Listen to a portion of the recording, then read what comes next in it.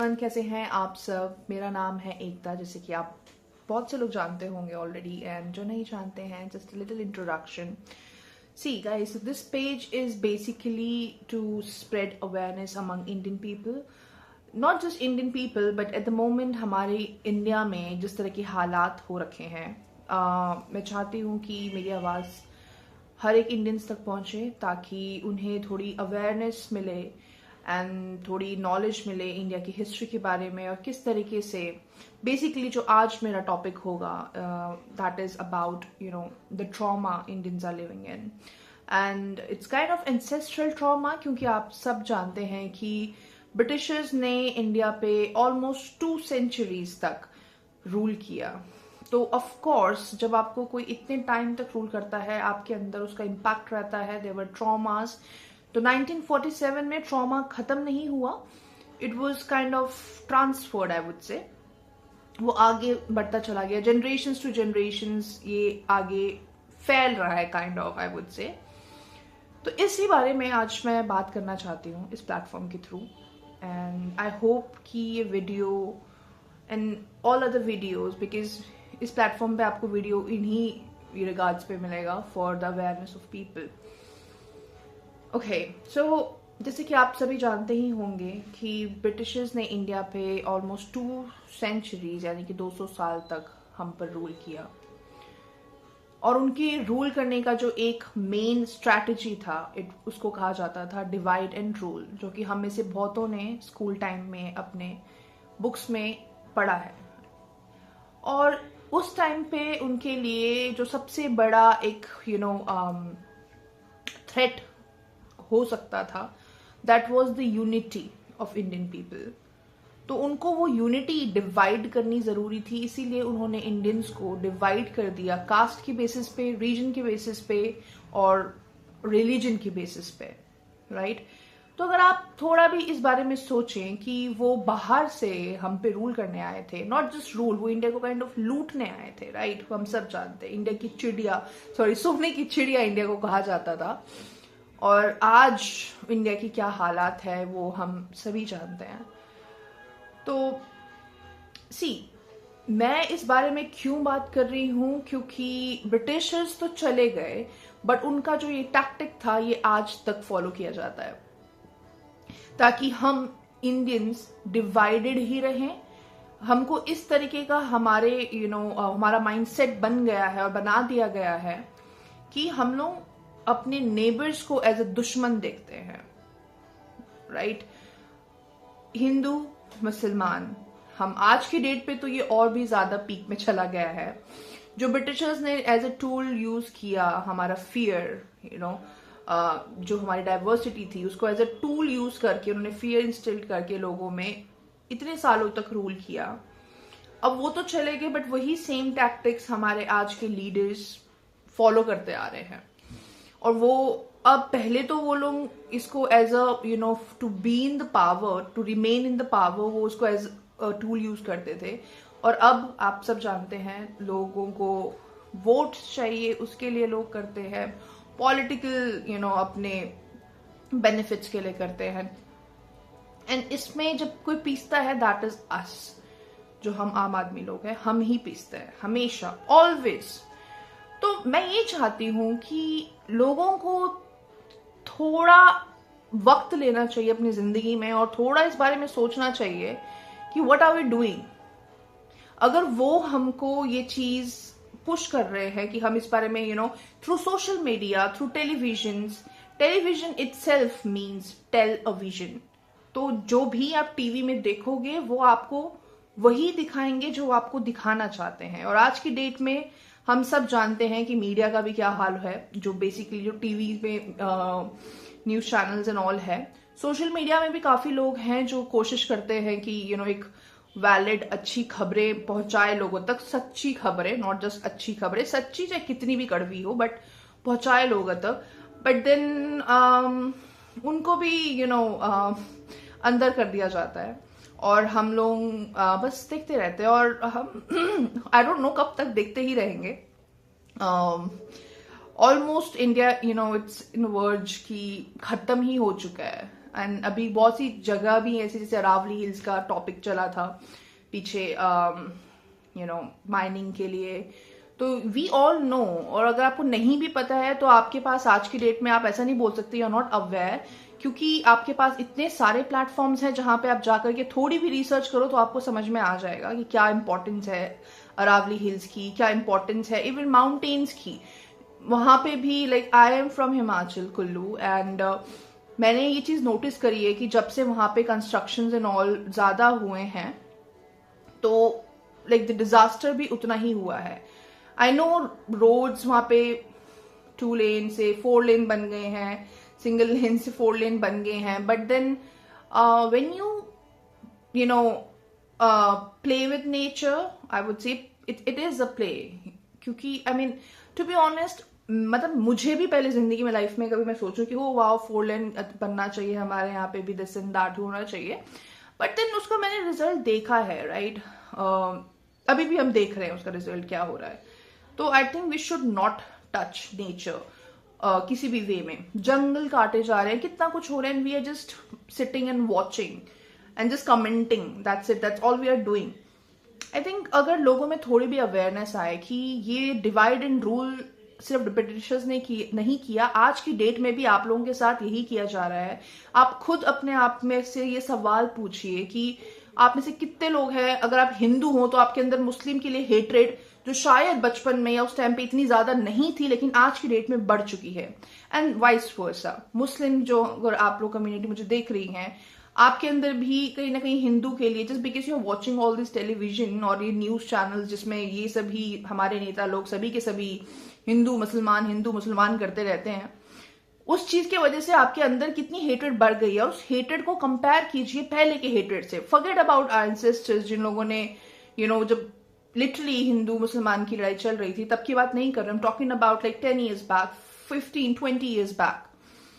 Just compare your thought pattern, your mindset towards the other religion and people who talks in different language. I mean, guys, China कहां से कहां पहुंच गया है और कहां से कहां पहुंच रहा है, एंड हम लोग अभी भी कम से कम 100-200 साल पीछे ही हैं। मतलब इंडिया के बारे में आपको मैं क्या बताऊं, आप थोड़ी और रिसर्च करोगे इस बारे में तो आपको, मैं इस टॉपिक में भी बात करूंगी कि इंडिया पहले, बिफोर ब्रिटिशर्स केम, इंडिया कैसा था हमारा। और क्या इंडिया, अगर आपको नहीं पता होगा, शायद दुनिया की पहली कंट्री ही इंडिया थी जिसमें यूनिवर्सिटीज थे। उस टाइम पे बाहर से फॉरेनर्स डिफरेंट कंट्रीज से इंडिया में पढ़ने के लिए आते थे, और इंडिया में पढ़ने के लिए एक इंपॉर्टेंट चीज होती थी, यू नो व्हाट? अगर आज आपको बाहर पढ़ने जाना है, क्या इंपॉर्टेंट चीज है विच इज अ मस्ट, और उसका एग्जाम भी आपको देना पड़ता है, English. We all should know English, right? लेकिन उस टाइम पे Sanskrit was a mandatory language. अगर आपको संस्कृत नहीं आती तो आपको इंडियन यूनिवर्सिटी में, नालंदा यूनिवर्सिटी में, there many universities, I will make a video specifically on these kind of treasures, I would say, of India, not just gold and all, बाकी बहुत कुछ था उस बारे में। I will make a separate video on that. But आज के लिए जो मैं बोलना चाहती हूँ, और मैं चाहती हूँ कि आप सोचें इस बारे में थोड़ा सा, be aware of what is going on in your around you, right? सिर्फ जो आपको टीवी में दिखा दिया जाता है, जो न्यूज चैनल्स, मैं आप सबसे एक रिक्वेस्ट करना चाहती हूँ। I'm not sure what's gonna be the result of this, but I'm like, this is what I know, like 200% I would say. I'm so much sure about this. Stop watching news channels, especially on TVs, क्योंकि वो सब के सब scripted है। वो सब के सब आपको सिर्फ वो दिखाएंगे जो वो चाहते हैं आप देखें और आपके दिमाग में वो इंस्टिल कर पाए चीजें। Stop it.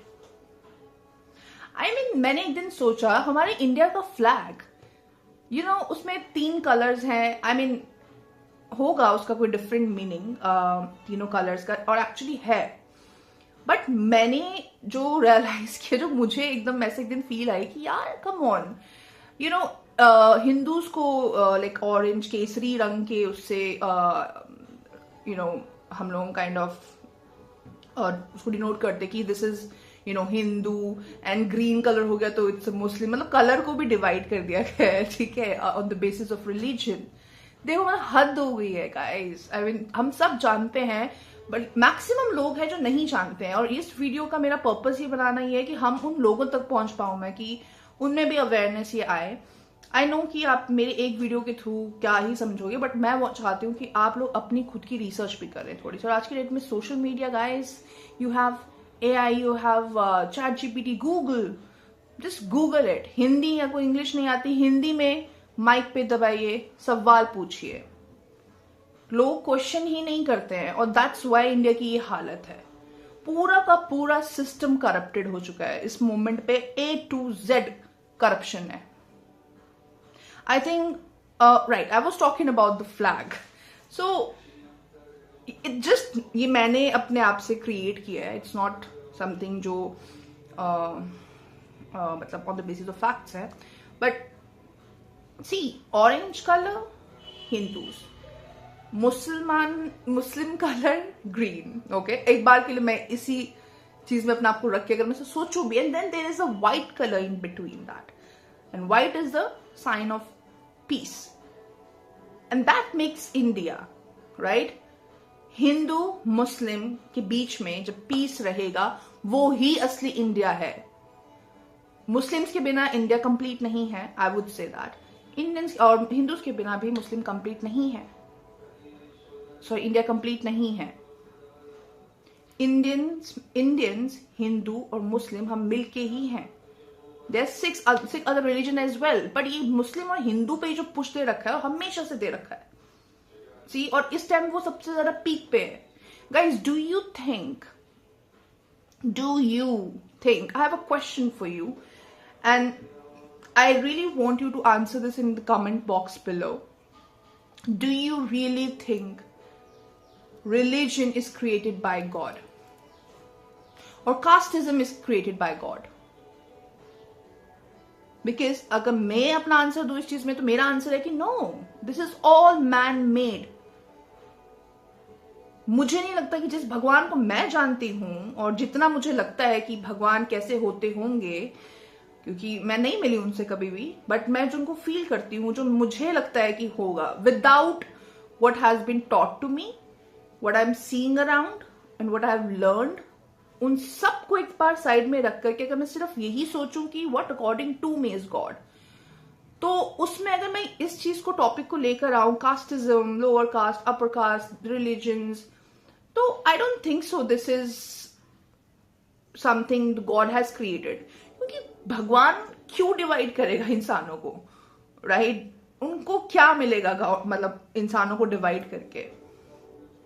According to me, हर रिलीजन, हर भगवान, हम सब उतने ही इंपॉर्टेंट है। अगर हमारे भगवान इंपॉर्टेंट है, तो जो मुस्लिम्स हैं उनके गॉड भी उसी लेवल पे इंपॉर्टेंट है। चाहे उनके लिए, मेरे लिए एवरीथिंग इज लाइक, जैसे साईं बाबा बोलते हैं सबका मालिक एक है, so that's fucking truth. I mean yes, they all are one. It just कि हाँ, एक कोई प्रीचर है। हमारे इंडियंस की एक और जो बहुत ही गलत आदत है, अगर आपको कोई इंसान ज्ञानी मिल जाता है और आपको थोड़ा आपसे इवॉल्व्ड इंसान मिल जाता है, so instead of learning from them, हम उनकी पूजा करने लग जाते हैं। And as far as I know, even Buddhism भी इसी चीज में क्रिएट होता है। Buddha was of course a person who was evolved, you know. वो ऐसे ही वो इवॉल्व नहीं हुए थे, उन्होंने काफी चीजें करी, काफी चीजें एक्सपीरियंस करी, went into meditation and all that. उन्होंने बहुत सेक्रीफाइसेस किए, and then he came to this enlightenment. तो उस जागृति में आए, वो जागृति में आए। उसके बाद जब उन्होंने वो प्रीच करना शुरू किया, वो चाहते थे लोगों की हेल्प करना। And same goes to every other god. वो एज अ पर्सन थे, वो ह्यूमन ही, राइट? बट उनके जो थॉट पैटर्न था, उनके सेक्रीफाइसेस थे, उनके एक्शंस थे, उनके रिएक्शंस थे, वो एक नॉर्मल ह्यूमन बीइंग से डिफरेंट थे। क्योंकि वो इवॉल्व, अपना टाइम, अपने सोल पे इतना काम भी तो करेगा इस।